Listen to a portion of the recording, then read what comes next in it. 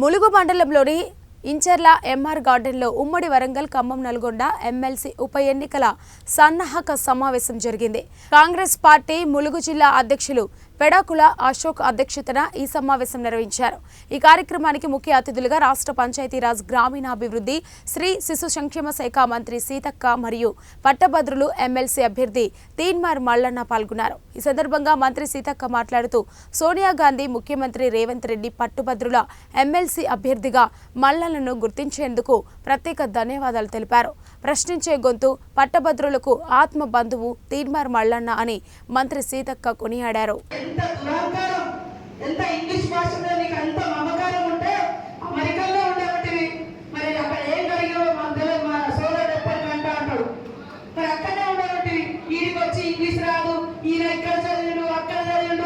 ఈ తెలంగాణ ప్రజలకు తెలుగు మాట్లాడగలిగే శక్తి ఉన్నటువంటి నాయకుడు కావాలి. అది మల్లన్న దగ్గర ఉన్నది. అదేవిధంగా తెలంగాణ భాష యాస మాట్లాడగలిగేటువంటి వ్యక్తి కావాలి. అది మల్లన్న దగ్గర ఉంది. నువ్వు ఎక్కడి నుంచో తెచ్చినవని అంటే ఇవాళ నేను మాట్లాడేది ఇక్కడ ఇంగ్లీష్ కాదు, తెలుగు. ఊరూర తెలుగు ప్రజలు ఉన్నారు. ఊరూర తెలంగాణ యాస భాష ఉంది. కాబట్టి ఇవాళ కేటీఆర్ కు దురహంకారం, నేను చదువుకున్నా అని నువ్వు ఇంకేదో అంటే అమెరికా పోతుంది. మేము ఇవాళ మా ఊర్లను పట్టుకొనే బతుకుతున్నాం, మా పల్లెలను పట్టుకొనే బతుకుతున్నాం. మా పల్లెల కష్టాలను మేము తెలుసుకొని పరిష్కరించడం కోసం ప్రభుత్వం పనిచేస్తుంది. ఆ రోజు కనీసం దగ్గర కూడా రాని ఇలాంటి దగ్గరకు వస్తే అరెస్టు చేయించినటువంటి చరిత్ర ఉద్యోగులను అరెస్టు చేయించారు.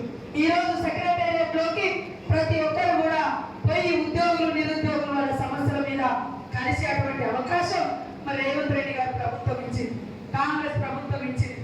కాబట్టి ఇక్కడ ఓటర్లు, అదేవిధంగా ఓటర్లుగా ఉన్నటువంటి మీరు, మీ కొడుకులు బిడ్డలు ఎవరైతే ఉన్నారో మీరు వాళ్ళందరికీ మీ లిస్టు మీకు ఇస్తాం. ఈరోజు మండలాల వారీగా, గ్రామాల వారీగా ఈ మీటింగ్ అయిపోయాక కూడా ఒక 10 నిమిషాలు సంకల్పం గుర్తుకుంటున్నారు.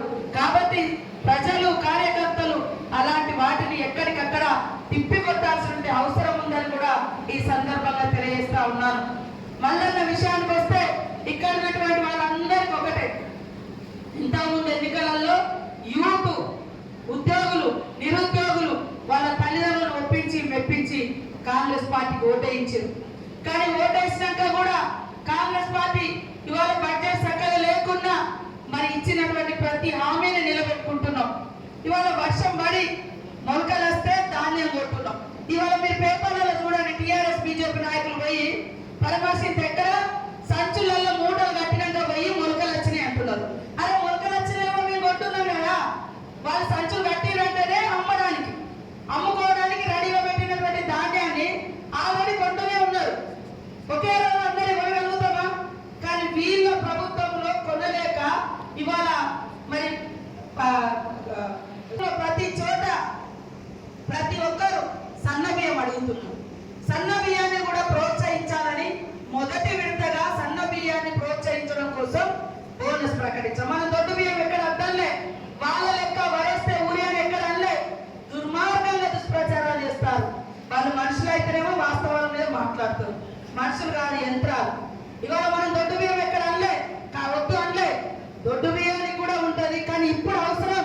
ఇవాళ అంగన్వాడీ సెంటర్లలో కానీ, మరి హాస్టళ్లలో కానీ, రేషన్ కార్డు మీద కానీ ప్రతి ఒక్కరు సన్న బియ్యం.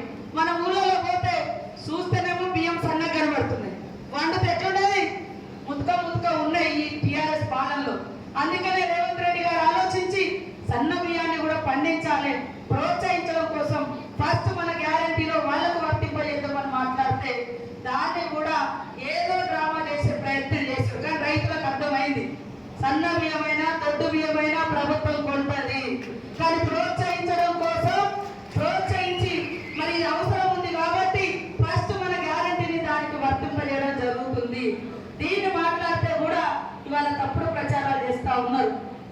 ఇక్కడ ఈ రోజు మనందరికీ మల్లన్న